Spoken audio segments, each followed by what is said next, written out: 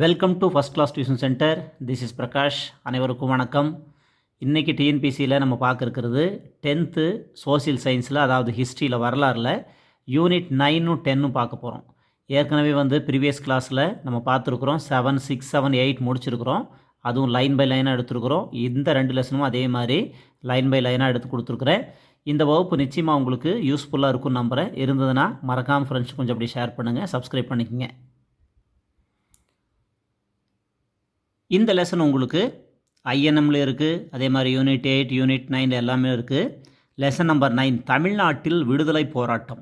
தமிழ்நாட்டில் விடுதலை போராட்டம். சென்னை உயர்நீதிமன்றத்தின் முதல் இந்திய நீதிபதி டி முத்துசாமி. சென்னை உயர்நீதிமன்றத்தோட முதல் இந்திய நீதிபதி யாருன்னா டி முத்துசாமி. 1877. த ஹிந்து என்னும் செய்தி பத்திரிகை வெளியான ஆண்டு 1878. த ஹிந்து என்னும் செய்தி பத்திரிகை எப்போ வந்துச்சு? 1878. சுதேசிமித்ரன் என்ற தேசிய பருவ இதழ் தொடங்கப்பட்ட ஆண்டு 1899. 1891. சுதேசமித்ரன் என்ற தேசிய பருவ இதழ் தொடங்கப்பட்ட ஆண்டு 1891. இந்த சுதேசிமித்ரன் நாளிதழாக மாறிய ஆண்டு 1899. தேசிய பருவ இதழ் தொடங்கப்பட்ட ஆண்டு 1891. இது இந்த சுதேசமித்ரன் நாளிதழாக மாறிய ஆண்டு 1899. சென்னை மகாஜன சபையின் முதல் தலைவர் பி ரங்கையா. சென்னை மகாஜன சபையின் முதல் தலைவர் யார்? பி ரங்கையா. இந்திய தேசிய காங்கிரஸின் முதல் கூட்டம் நடைபெற்ற இடம் பம்பாய். இந்திய தேசிய காங்கிரஸின் முதல் கூட்டம் நடைபெற்ற இடம் பம்பாய். எப்போ? 1885. இதில் மொத்தம் 72 பிரதிநிதிகள் கலந்து கொண்டனர். அதில் 22 பிரதிநிதிகள் சென்னையை சேர்ந்தவர்கள். இந்திய தேசிய காங்கிரஸின் முதல் கூட்டம் பம்பாயில் 1885 நடைபெற்றது. இதில் மொத்தம் 72 பிரதிநிதிகள் கலந்து கொண்டனர். அதில் சென்னையை சேர்ந்தவர்கள் 22 பேர். 22 பிரதிநிதிகள் சென்னையை சேர்ந்தவர்கள். இந்திய தேசிய காங்கிரஸின் 2வது மாநாடு. இப்போ முதல் கூட்டம் பார்த்தோம். 2வது மாநாடு கல்கத்தாவில் 1886 நடைபெற்றது. ஏற்கனவே நம்ம ப்ரீவியஸ் கிளாஸில் பார்த்துருந்தோம், இல்லை ரிப்பீட்டடு தான். இருந்தாலும் நீங்கள் அப்படியே ஒன்ஸ் உங்களுக்கு ரிவிஷன் ஆகும்.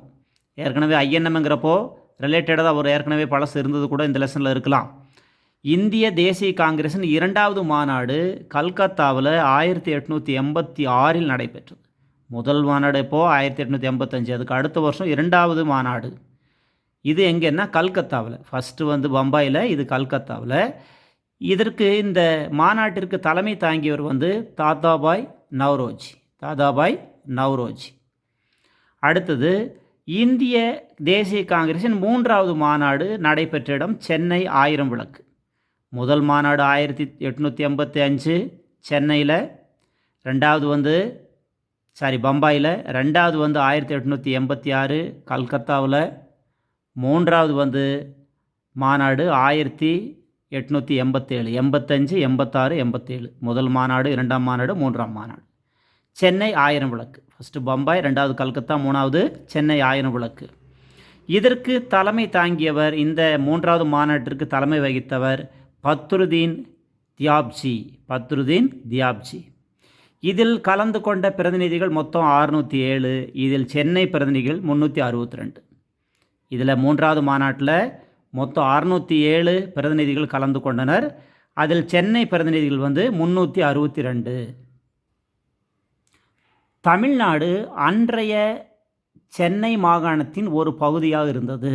தமிழ்நாடு அன்றைய சென்னை மாகாணத்தின் ஒரு பகுதி தான் தமிழ்நாடு. சுதேசி கருத்துக்களை பரப்புரை செய்த 2 முக்கிய இதழ்கள். சுதேசி கருத்துக்களை பரப்புரை செய்த 2 முக்கிய இதழ்கள் ஒன்று சுதேசிமித்ரன், இன்னொன்று இந்தியா. சுதேசி நீராவி கப்பல் நிறுவனத்தை தொடங்கியவர் வ.உ. சிதம்பரனார். எங்கன்னா தூத்துக்குடி. சுதேசி நீராவி கப்பல் நிறுவனத்தை தொடங்கியவர் யார்? வ.உ. சிதம்பரனார். இடம் தூத்துக்குடி. வ.உ. சிதம்பரனார் காலியா, லாவோ என்னும் 2 கப்பல்களை விலைக்கு வாங்கினார். வ.உ.சி. என்னென்ன வாங்கினார்னா காலியா, லாவோங்கிற 2 கப்பல் விலைக்கு வாங்கினார். வஉசி தூத்துக்குடி மற்றும் கொழும்புக்கு இடையே கப்பல் ஓட்டினார். வஉசி எதுக்குன்னா தூத்துக்குடிக்கும் கொழும்புக்கும் இடையில் கப்பல் ஓட்டினார். சிறை தண்டனையை தவிர்க்க சுப்பிரமணிய பாரதி பாண்டிச்சேரி இடம்பெயர்ந்தார். சிறை தண்டனையை தவிர்க்க சுப்பிரமணிய பாரதி எங்கே போனார்? பாண்டிச்சேரிக்கு இடம்பெயர்ந்தார். புரட்சிகர தேசியவாதிகளுக்கான அறிமுகம் மற்றும் பயிற்சி லண்டன், பாரிஸ் போன்ற இடங்களில் நடைபெற்றது. புரட்சிகர தேசியவாதிகளுக்கான அறிமுகம் மற்றும் பயிற்சி எங்கே நடைபெற்றதுன்னா லண்டன்லேயும் பாரிஸ்லேயும் நடைபெற்றது. புரட்சி நூல்கள் பாண்டிச்சேரி வழியாக சென்னையில் விநியோகம் செய்யப்பட்டது. புரட்சி நூல்களெல்லாம் எந்த வழியாக? பாண்டிச்சேரி வழியாக சென்னையில் விநியோகம் செய்யப்பட்டது. இந்தியா, விஜயா, சூரியோதயம் ஆகிய செய்தித்தாள்கள் பாண்டிச்சேரியிலிருந்து வெளிவந்தன. பாண்டிச்சேரியிலேருந்து என்னென்ன செய்தித்தாள் வந்துச்சுன்னா இந்தியாங்கிறது, விஜயாங்கிற, சூரியோதயம் போன்ற செய்தித்தாள்கள் பாண்டிச்சேரியிலிருந்து வெளிவந்தன. திருநெல்வேலி மாவட்ட ஆட்சியர் ஆஷ் சுட்டுக் கொல்லப்பட்ட இடம் மணியாச்சி ரயில் நிலையம். திருநெல்வேலி மாவட்ட ஆட்சியர் ஆஷ் சுட்டுக் கொல்லப்பட்ட இடம் மணியாச்சி ரயில் நிலையம். யார் சுட்டுக் கொன்றார் அப்படின்னா வாஞ்சிநாதன் சுட்டுக் கொன்றார். யாரை? திருநெல்வேலி மாவட்ட ஆட்சியர் ஆஷ் என்பவரை மணியாச்சி ரயில் நிலையத்தில் சுட்டுக் கொன்றவர் வாஞ்சிநாதன். பிரம்ம ஞான சபையை தோற்றுவித்தவர் அன்னி பெசன்ட். காமன்வீல், நியூ இந்தியா எனும் இரு செய்தித்தாள்களை தொடங்கி நடத்தியவர்.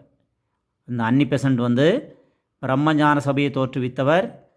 அதே மாதிரி காமன்வீல், நியூ இந்தியா என்னும் இரு செய்தித்தாள்களையும் தொடங்கி நடத்தியவர். மேலும் விடுதலை பெற இந்தியா எப்படி துயருற்றது என்ற புத்தகத்தையும் எழுதியவர். என்னென்ன எழுதினார்? காமன்வீல், நியூ இந்தியா என்னும் 2 செய்தித்தாள்களை தொடங்கி நடத்தினார்.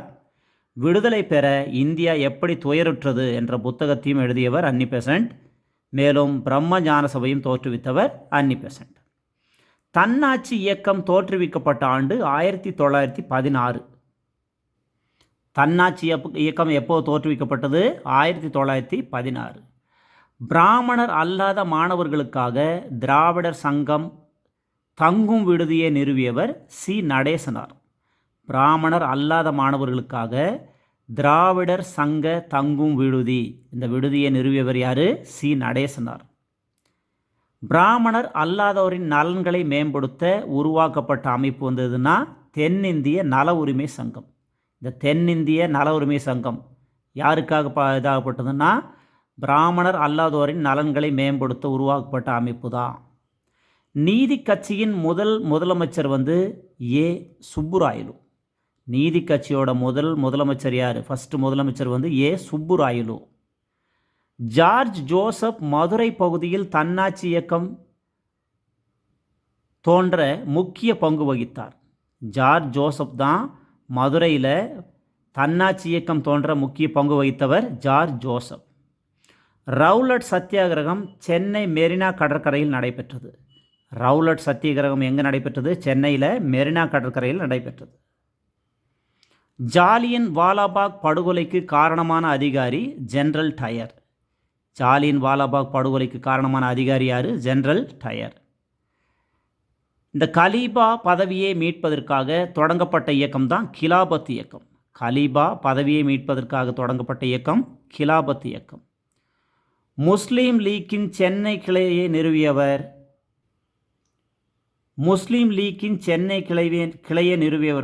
யாகூப் ஹசன்.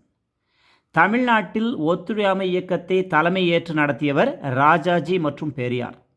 தமிழ்நாட்டில் ஒத்துழையாமை இயக்கத்தை தலைமை ஏற்று நடத்தியவர்கள் யார்? ராஜாஜி மற்றும் பெரியார். 1922 ஜனவரி 13 வேல்ஸ் இளவரசரின் வருகை புறக்கணிக்கப்பட்டது. வேல்ஸ் இளவரசரின் வருகை எப்போது புறக்கணிக்கப்பட்டது?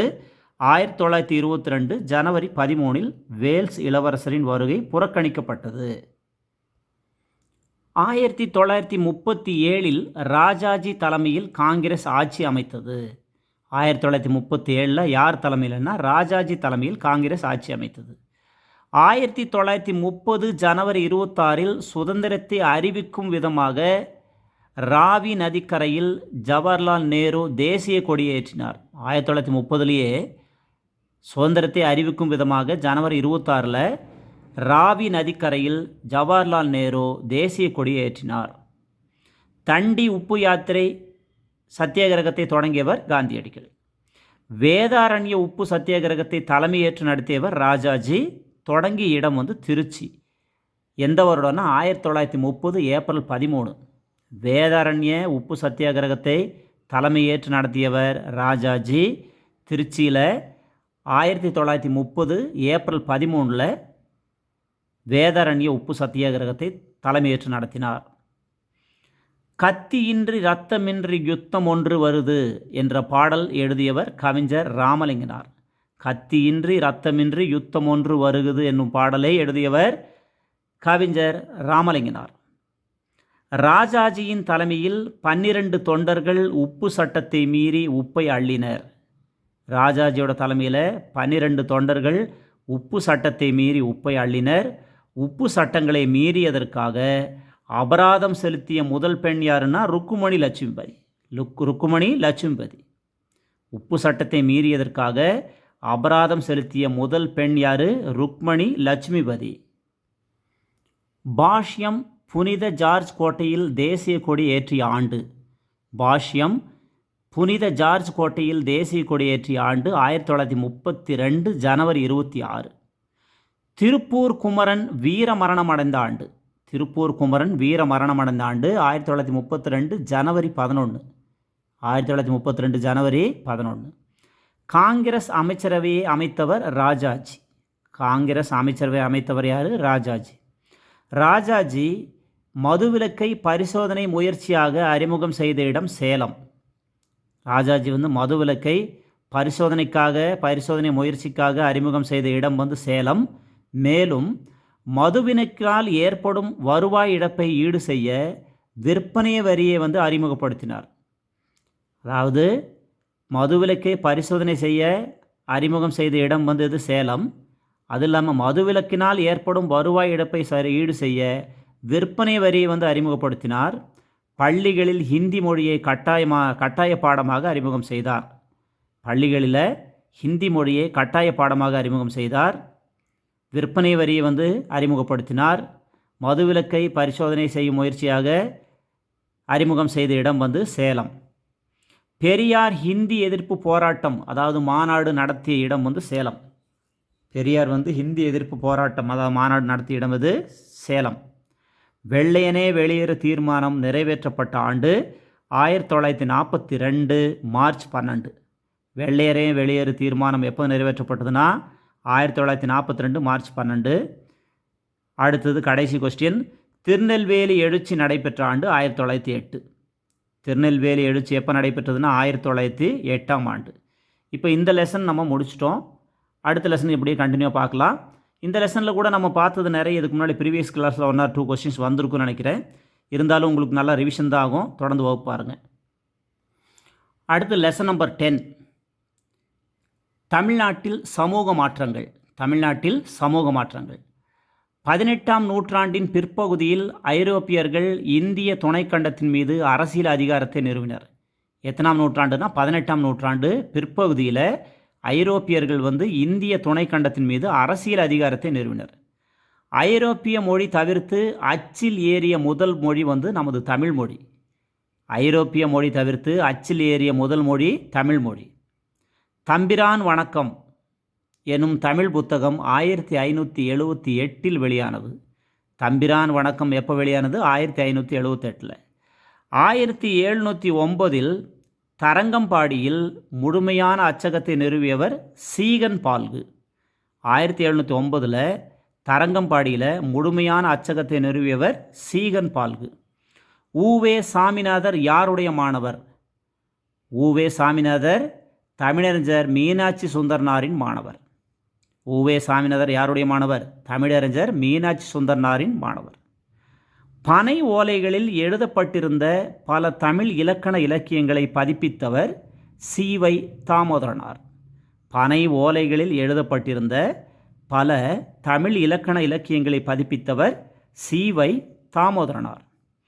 1816 புனித ஜார்ஜ் கோட்டையின் கல்லூரியை நிறுவியவர் எஃப்டபிள்யூ எல்லிஸ் 1816 புனித ஜார்ஜ் கோட்டையில் கல்லூரியை நிறுவியவர் யாருன்னா எஃப்டபிள்யூ எல்லிஸ்.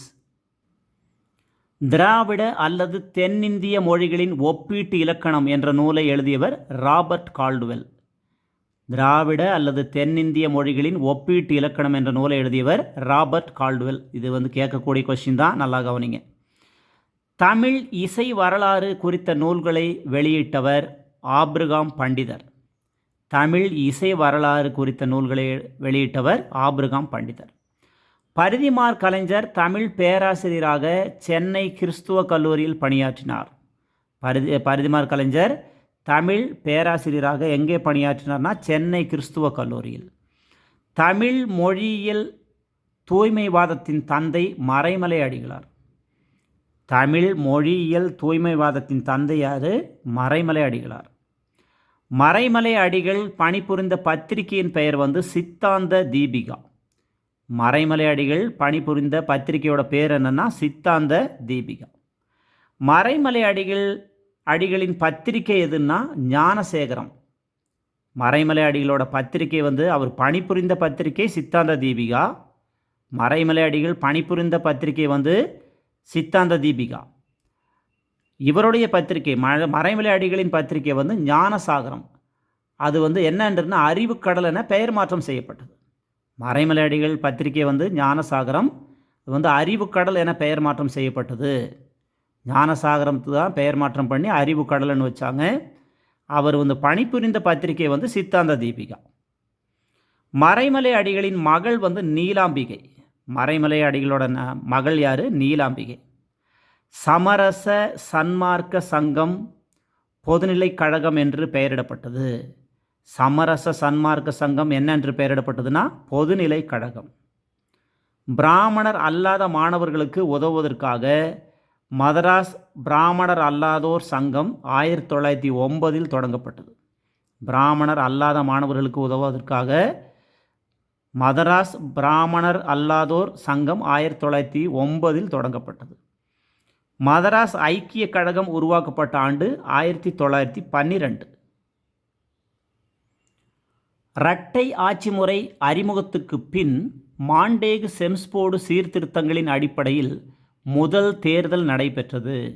இரட்டை ஆட்சி முறை அறிமுகமாச்சு, அதுக்கப்புறம்தான் மாண்டேகு செம்ஸ்போர்டு சீர்திருத்தங்களின் அடிப்படையில் முதல் தேர்தல் நடைபெற்றது. இதில் நீதி கட்சி வெற்றி பெற்றது. இரட்டை ஆட்சி முறை அறிமுகத்துக்கு பின் மாண்டேகு செம்ஸ்போர்டு சீர்திருத்தம் அடிப்படையில் முதல் தேர்தல் நடைபெற்றது. இதில் வெற்றி பெற்றது நீதி கட்சி. நீதி கட்சியின் கீழ் இருந்த சட்டமன்றம், இதில் நீதி கட்சி வெற்றி பெற்றது. முதல் தேர்தல் நடைபெற்றது, அதில் நீதி கட்சி வெற்றி பெற்றது. நீதி கட்சியின் கீழ் இருந்த சட்டமன்றம் தான் முதலாக பெண்கள் தேர்தல் அரசியலில் பங்கேற்பதை 1921 அங்கீகரித்தது. இப்போ பெண்கள் தேர்தல் அரசியலில் பங்கேற்பதை 1921 அங்கீகரித்தது நீதி கட்சியின் கீழ் இருந்த சட்டமன்றம். இந்தியாவின் முதல் பெண் சட்டமன்ற உறுப்பினர் முத்துலட்சுமி அம்மையார் 1926. இந்தியாவின் முதல் பெண் சட்டமன்ற உறுப்பினர் முத்துலட்சுமி அம்மையார் 1926. பணியாளர் தேர்வு வாரியம் அமைக்கப்பட்ட ஆண்டு, இம்பார்ட்டன்ட் கொஸ்டின். பணியாளர் தேர்வு வாரியம் அமைக்கப்பட்ட ஆண்டு 1924. இந்து சமய அறநிலைய சட்டத்தை இயற்றியது நீதி கட்சி. இந்து சமய அறநிலை சட்டம் இருக்கு இல்லையா, அது எது இயற்றியதுன்னா நீதி கட்சி. சுயமரியாதை இயக்கம் பெண்களின் தாழ்வான நிலைக்கு காரணமாக கூறுவது எழுத்தறிவின்மை. சுயமரியாதை இயக்கம் பெண்களின் தாழ்வான நிலைக்கு என்னவா ரீசனாக சொல்லுதுன்னா எழுத்தறிவின்மை தான் சொல்லுது. பெரியார் இளைஞராய் இருந்தபோது வீட்டை விட்டு வெளியேறி சென்ற இடம் வாரணாசி.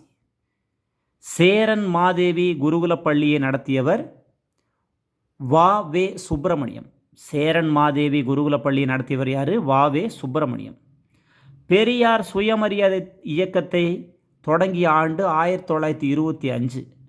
பெரியார் சுயமரியாதை இயக்கத்தை தொடங்கிய ஆண்டு 1925. பெரியார் சித்திரபுத்திரன் என்னும் புனைப்பெயரில் கட்டுரைகள் எழுதினார். எந்த பெயரில் எழுதினார்? சித்திரபுத்திரன் என்ற பெயரில் கட்டுரை எழுதினார். அம்பேத்கரின் சாதி ஒழிப்பு என்னும் நூலை தமிழில் பதிப்பித்தவர் பெரியார். அம்பேத்கரோட ஜாதி ஒழிப்புங்கிற நூலை தமிழில் பதிப்பித்தவர் யார்? பெரியார். பள்ளிகளில் குலக்கல்வி திட்டத்தை அறிமுகப்படுத்தியவர் ராஜாஜி. பள்ளிகளில் குலக்கல்வி திட்டத்தை அறிமுகப்படுத்தியவர் ராஜாஜி. ராஜாஜியின் பதவி விலகலுக்கு பிறகு காமராசர் சென்னை மாநிலத்தின் முதல்வரானார். ராஜாஜி பதவி விலகினதுக்கு அப்புறம் சென்னை மாநிலத்தின் முதல்வராக இருந்தவர் காமராசர். பெரியாரின் உடல் நல்லடக்கம் செய்யப்பட்ட பகுதி சென்னை பெரியார் திடல். 1973 அவர் இறந்தப்போ அவருடைய உடல் எங்கே நல்லடக்கம் செய்யப்பட்டதுன்னா சென்னை பெரியார் திடல். பெண்ணியம் குறித்து பெரியார் எழுதிய மிக முக்கிய நூல் பெண் ஏன் அடிமையானாள். பெண்ணியம் குறித்து பெரியார் எழுதிய மிக முக்கியமான நூல் அது பெண் ஏன் அடிமையானாள். தாய்மை என்பது பெண்ணுக்கு பெருஞ்சுமை என்று கூறியவர் பெரியார். தாய்மை என்பது பெண்ணுக்கு பெருஞ்சுமை என்று கூறியவர் பெரியார். இந்து வாரிசு உரிமை சீர்திருத்த சட்டம் கொண்டு வரப்பட்ட ஆண்டு 1989. இந்து வாரிசு உரிமை சீர்திருத்த சட்டம் எப்போ கொண்டு வரப்பட்டது? 1989. இரட்டைமலை சீனிவாசன் 1859 காஞ்சிபுரத்தில் பிறந்தார். இரட்டைமலை சீனிவாசன் எப்போ பிறந்தார்? 1859. எங்கே? காஞ்சிபுரத்தில். இரட்டைமலை சீனிவாசன் ராவ் சாஹிப் பட்டம் 1926 ராவ் சாஹிப் பட்டம், அதே மாதிரி 1930 ராவ் பகதூர் பட்டம், அதே மாதிரி 1936 திவான் பகதூர் பட்டம் ஆகிய பட்டங்களை பெற்றார். எப்போ? 1926 இரட்டைமலை சீனிவாசன் 1926 ராவ் சாஹிப் பட்டம், 1930 ராவ் பகதூர்ங்கிற ஒரு பட்டம், அடுத்து 1936 திவான் பகதூர் என்ற பட்டம் ஆகிய பட்டங்களை பெற்றார். இவருடைய சுயசரிதை நூல் ஜீவிய சரித சுருக்கம். இவருடைய சுயசரிதை நூல் இரட்டைமலை சீனிவாசனின் சுயசரிதை நூல் அது ஜீவிய சரித சுருக்கம். இது 1939 வெளியிடப்பட்டது. சென்னை மாகாணத்தில் ஒடுக்கப்பட்ட வகுப்பிலிருந்து சட்ட மேலவைக்கு தேர்ந்தெடுக்கப்பட்ட முதல் உறுப்பினர் MC ராஜா. சென்னை மாகாணத்தில் ஒடுக்கப்பட்ட வகுப்பிலிருந்து சட்ட மேலவைக்கு தேர்ந்தெடுக்கப்பட்ட முதல் உறுப்பினர் MC ராஜா. இந்தியாவில் தொழில்கள் வளர முதல் உலகப்போர் உத்வேகம் அளித்தது. இந்தியாவின் முதல் தொழில் சங்கம் சென்னை தொழிலாளர் சங்கம். இந்தியாவின் முதல் தொழில் சங்கம் எது? சென்னை தொழிலாளர் சங்கம். அகில இந்திய தொழிலாளர் சங்கத்தின் முதல் மாநாடு பம்பாயில் 1920 அக்டோபர் 31 நடைபெற்றது. அகில இந்திய தொழிலாளர் சங்கத்தின் முதல் மாநாடு எங்கே? பம்பாயில். எப்போ? 1920 அக்டோபர் 31 நடைபெற்றது. சென்னை மாகாண தொழிலாளர் இயக்க நடவடிக்கைகளில் முன்னோடியாக திகழ்ந்தவர் மா. சிங்காரவேலர். சென்னை மாகாண தொழிலாளர் இயக்க நடவடிக்கைகளில் முன்னோடியாக திகழ்ந்தவர் மா. சிங்காரவேலர். இவர் சென்னையில் பிறந்தவர். இவர் சென்னை மாநில கல்லூரியில் பட்டம் பெற்றார். தொழிலாளன் என்ற பத்திரிகையை வெளியிட்டார். யார்? மா. சிங்காரவேலர். சென்னை மாகாண தொழிலாளர் இயக்க நடவடிக்கை முன்னோடியாக திகழ்ந்தவர். சென்னையில் பிறந்தவர். சென்னை மாநில சட்டக்கல்லூரியில் சென்னை மாநில கல்லூரியில் பட்டம் பெற்றார். தொழிலாளன் என்ற பத்திரிகையை வெளியிட்டார். முதலாக மே தின விழா கொண்டாடப்பட்ட ஆண்டு எப்போ? 1923. முதலாக மே தின விழா எப்போ கொண்டாடப்பட்டதுன்னா 1923. தமிழிசை சங்கத்தின் கருமூலம் சங்கீத வித்யா மகாஜன சங்கம். தமிழிசை சங்கத்தின் கருமூலம் எது? சங்கீத வித்யா மகாஜன சங்கம். இது உருவாக்கப்பட்ட ஆண்டு 1912. இசை நிகழ்வுகளில் தமிழில் பாடல்கள் பாட முக்கியத்துவம் வழங்கியது தமிழிசை இயக்கம். இசை நிகழ்வுகளில் தமிழில் பாடல்கள் பாட முக்கியத்துவம் வழங்கியது தமிழிசை இயக்கம்.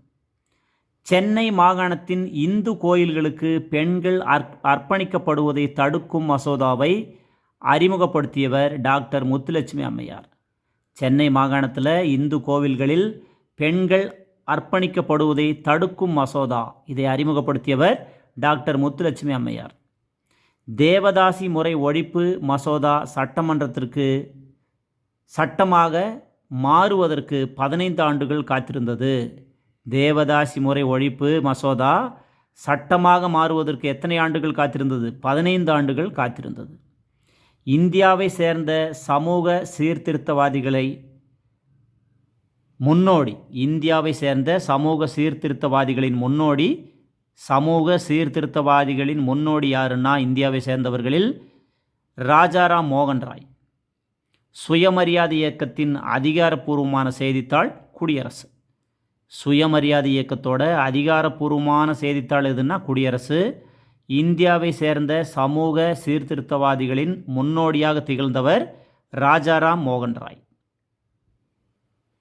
நம்ம இன்றைக்கி கிளாஸில் 10th ஹிஸ்ட்ரியிலேருந்து லெசன் நம்பர் 9, 10 பார்த்துருந்தோம். நிச்சயமாக உங்களுக்கு இந்த வகுப்பு யூஸ்ஃபுல்லாக இருந்திருக்கும் நம்புகிறேன். இருந்ததுன்னா மறக்காம ஃப்ரெண்ட்ஸ் கொஞ்சம் அப்படி ஷேர் பண்ணுங்கள், சப்ஸ்கிரைப் பண்ணுங்கள். இதோட நம்ம ஹிஸ்ட்ரி முடிச்சிட்டோம். மெயினாக 6th-லேருந்து 10th வரைக்கும் தான் ரொம்ப ரொம்ப இம்பார்ட்டன்ட் லெசன். இந்த 5 லெசனில் உள்ளது நம்ம முடிச்சிட்டோம். நீங்கள் ப்ரீவியஸ் கிளாஸ் பார்க்கலன்னா எடுத்து பாருங்கள். அடுத்த கிளாஸில் இன்னொரு டாப்பிக்கில் பார்க்குறேன். This is Prakash from first class tuition centre. நன்றி, வணக்கம்.